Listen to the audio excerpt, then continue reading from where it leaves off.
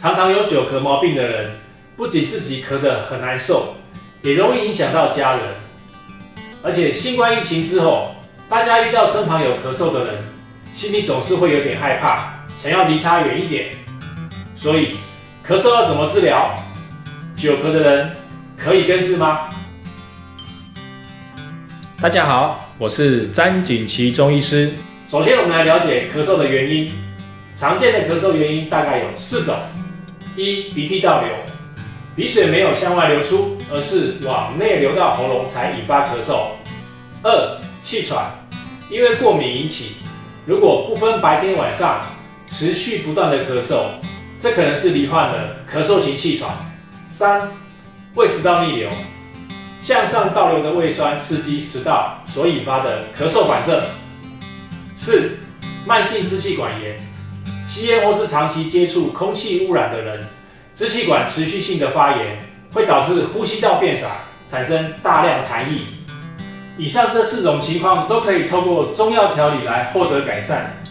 举例来说，我曾经有久咳毛病持续10多年，每年秋冬感冒的时候都要连续咳2到3个月，咳到胸部非常的痛。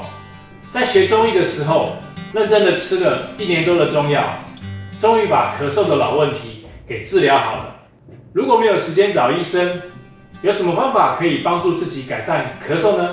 第一个方法是穴位按摩，鱼际穴可以清肺泻火，治疗肺热型咳嗽。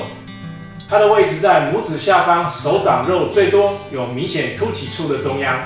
太阴穴具有止咳化痰、通调血脉的功效，位于手腕的横纹上面，靠近外侧的地方。每天试着按摩穴位5到10分钟，帮助你改善咳嗽的问题哦。第二个方法是止咳保养功法，两手托天理三焦。三焦包含心肺和脾胃，这个动作可以通调呼吸系统和消化系统的血脉。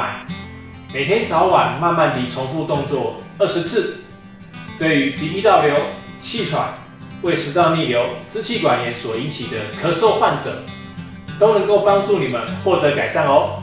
今天就讲到这边，如果喜欢我的影片，请订阅、按赞，并分享给身边常常咳嗽的朋友，并在底下留言告诉我们，当你有久咳不愈的时候，你都怎么做？